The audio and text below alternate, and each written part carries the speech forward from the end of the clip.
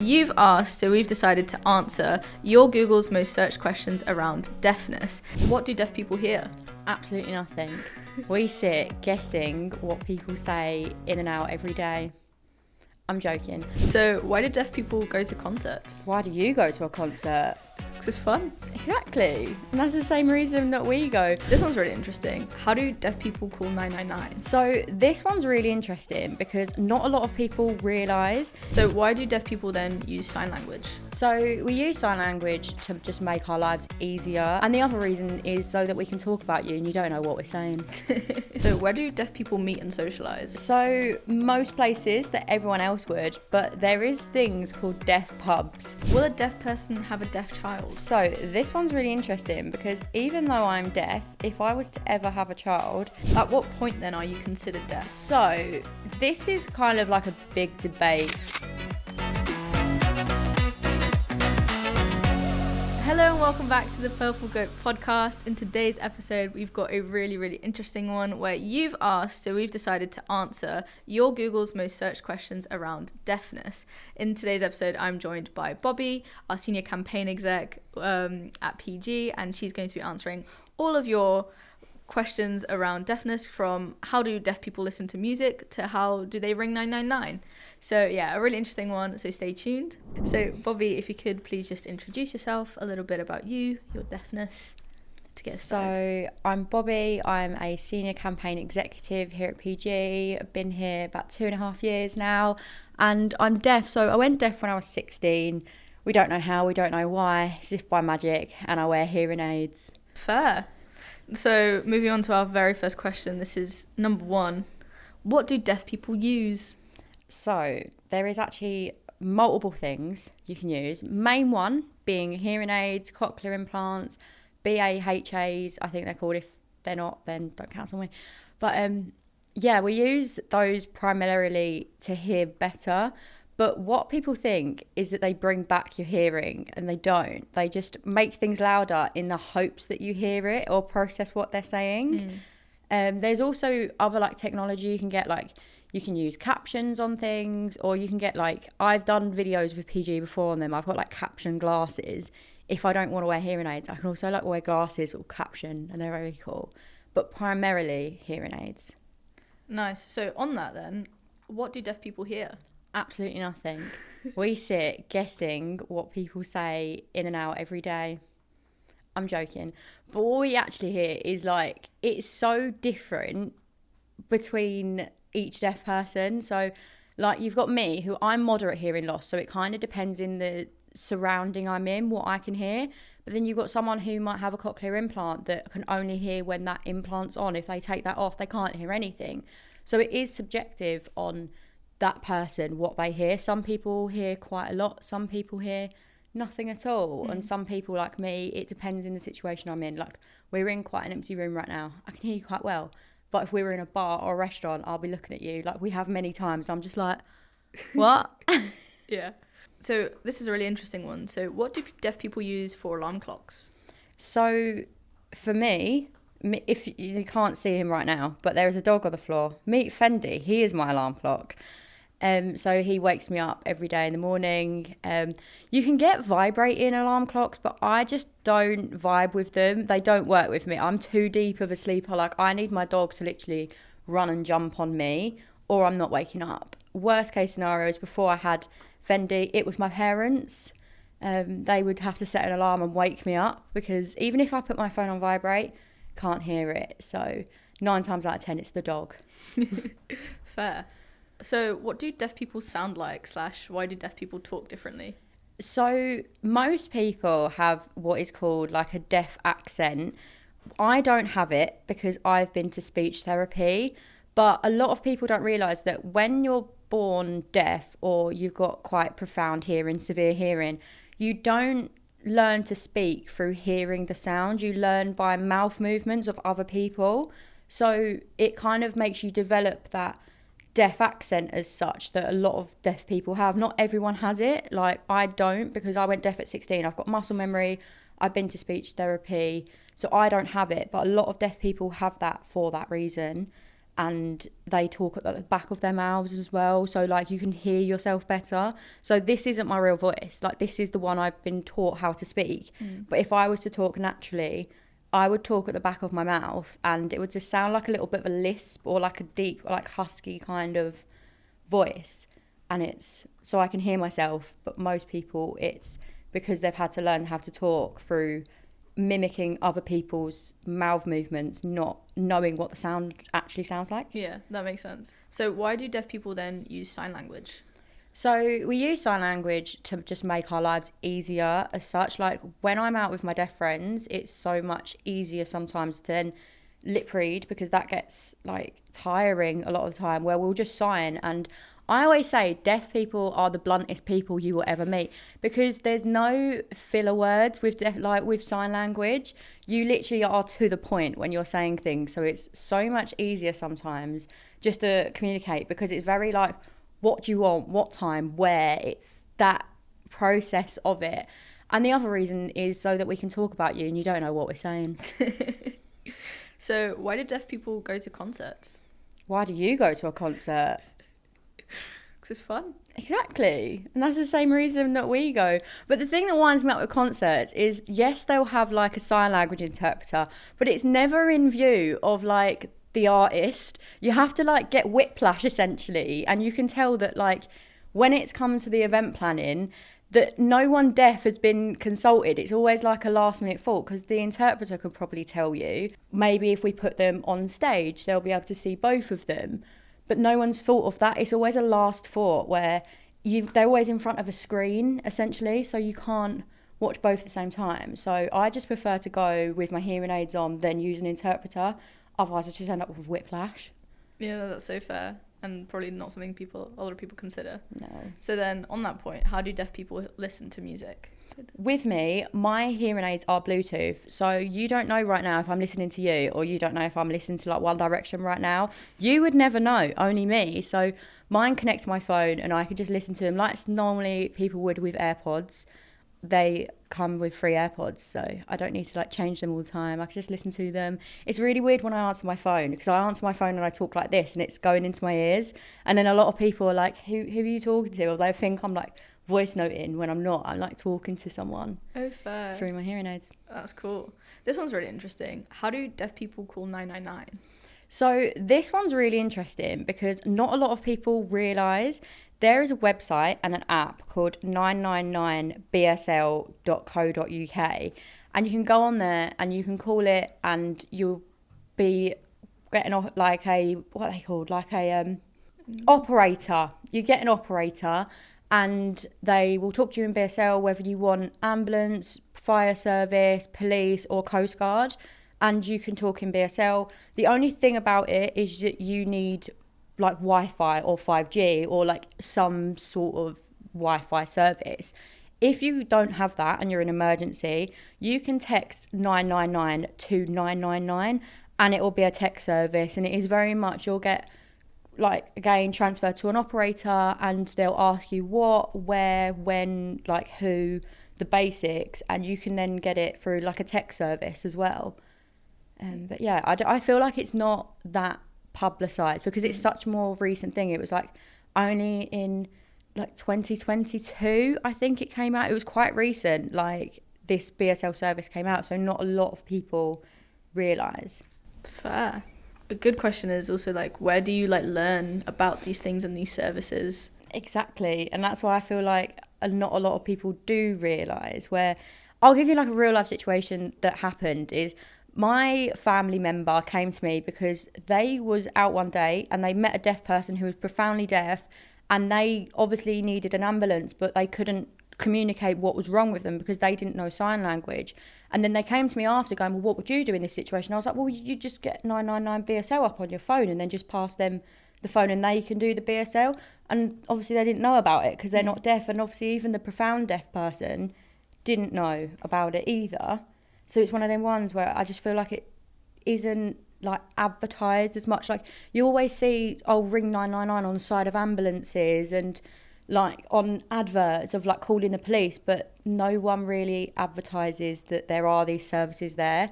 Even the text one, it's not even just for deaf people. You could be in an emergency where you can't ring someone and you could text and say that you're in danger. So it's not just for like deaf people. It's like such a thing that it should be taught in schools, let alone everywhere else, and it would be saving lives. 100%. On that point then, how do deaf people communicate? So there are so many ways we can communicate. Again, BSL is a massive one. We've got lip reading, you've just got spoken word English like talking, you've got like writing things down as like a last resort. That's a bit long, but you've also got that in like a sense of emergency.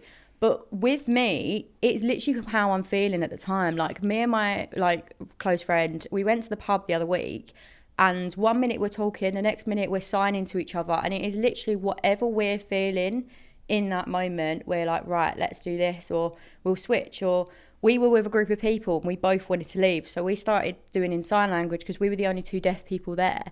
So we started signing in sign language, going, when do you want to go? And we were like, well, now, like.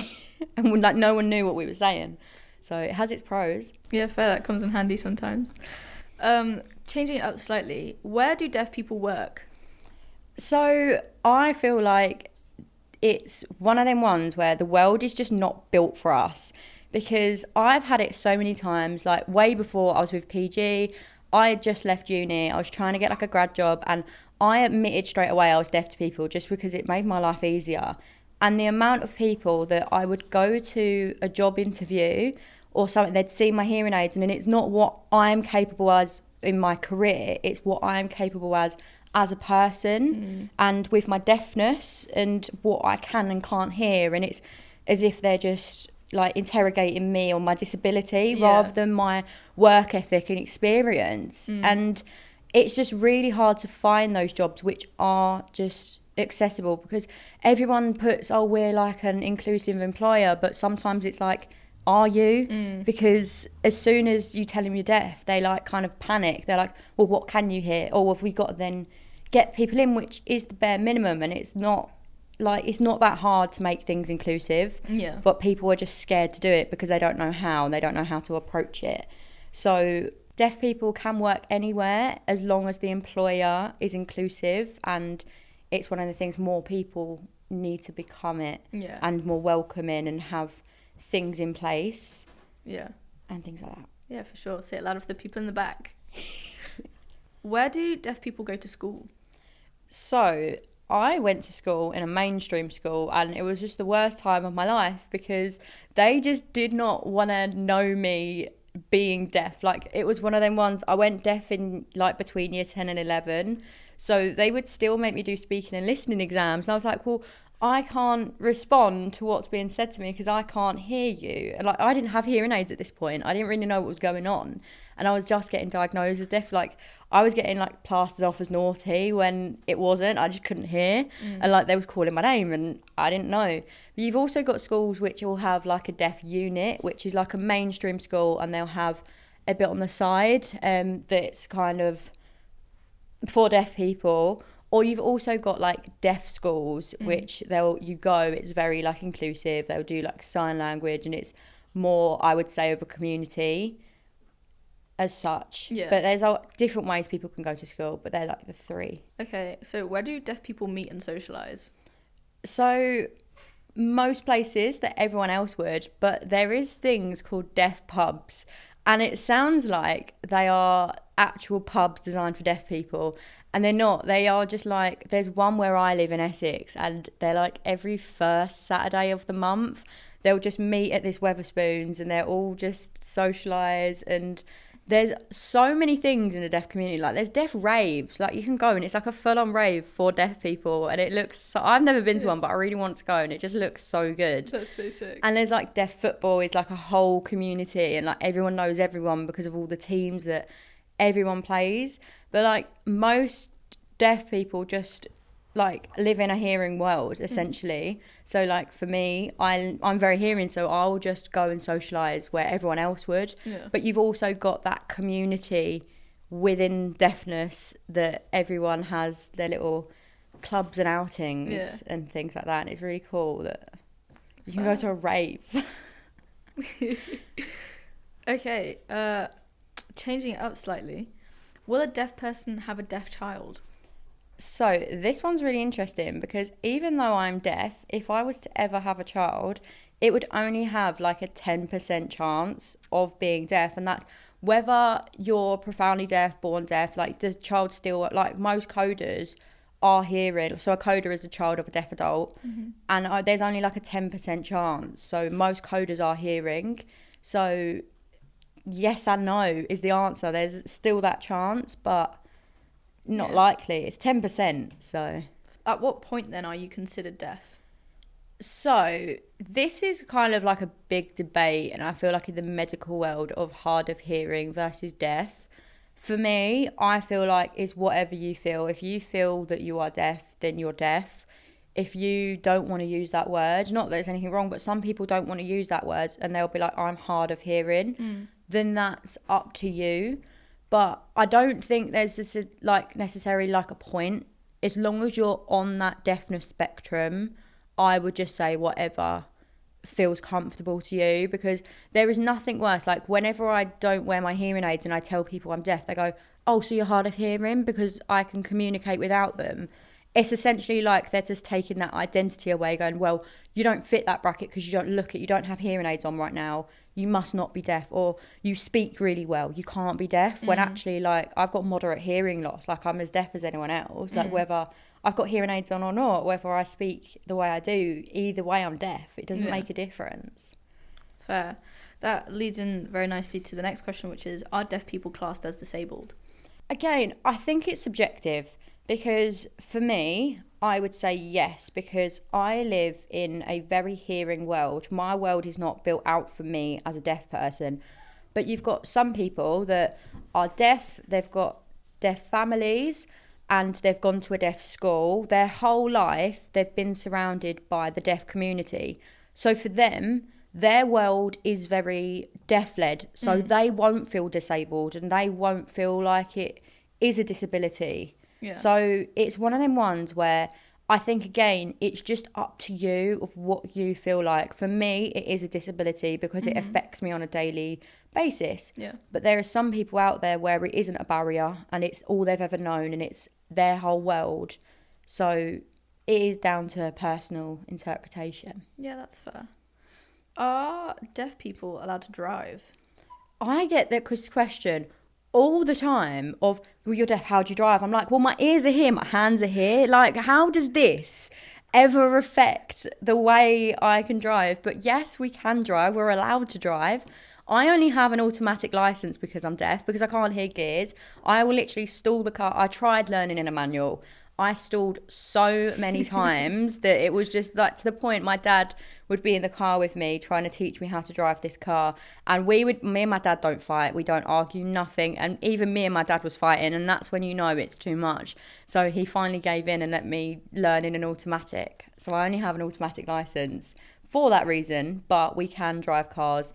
A lot of deaf people can drive manual. I just can't do it. But yeah, we can drive cars because there is nothing wrong with our hands and feet. That's so fair. Do deaf people think in sign language? It's really weird because if I sign a lot in my head, I feel like I do a little bit. Like if I've gone for a phase where all I've done is sign, I can't get out of that. I'll even be talking to myself in sign.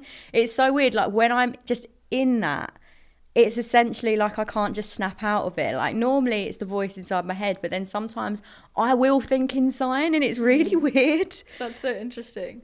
So do deaf people have an internal monologue? Like when when you're speaking to yourself? I live in my own little world all day. So I'd say me personally, yes, because I'm just constantly like in those American TV shows where they have that little narrator. I just feel like I have that going all the time anyway, just because it's my world. I just live in my little head. But yeah, I feel like mine's a voice. But if I've signed a lot, then sometimes I think in sign language and it's really weird. That's so cool. How do deaf people clap? No, I'm joking. That is a logical answer. So we clap like jazz hands, because obviously if you're clapping like that, that can look like happy And why would you be sat there just going happy, happy, happy, happy? Like, it's so that doesn't show appreciation because you can't hear it. So we do the little jazz hands because we're really extra, and we do the little like that. That's so and that's cute. how we clap. But we can clap normally, but obviously deaf people can't hear that, so it's not showing appreciation. Where this, Yeah, you can see it. you It's can visual. see it. Yeah, love that. Well, thank you so much, Bobbie. Thanks for having me. Okay, so we've brought Fendi back. You know, people are obviously asking these questions, but just summarise kind of like the episodes, what we've talked about. So they are the most top Googled questions, but even like they're actually questions I get on the daily. And like, I feel like a lot of people get scared to ask questions. I think if it's ever with the right tone and way, then it's never too bad to ask a question. You don't need to ask Google. You can just ask us. Yeah. When we will happily answer. Whether it's a silly question, well, there is no silly question. Any silly question is a question that's not been asked. But don't be scared to ask us questions, because curiosity isn't a bad thing. And we're here to educate. Yeah, and it's essentially how people will learn more about things that they can do to make the world just a little bit better and a little bit easier for everyone in it. And Fendi is being Fendi. Oh my God. Thank you so much for listening and watching our podcast. We hope you've really enjoyed it. If you've got any more questions, definitely leave them down below and make sure to like, comment and subscribe, all those fun things. Thank you so much also to ID Studios for hosting this episode. We host all of our podcasts here and they're a really inclusive and accessible space. So thank you so much, guys, and we hope to see you in the next one.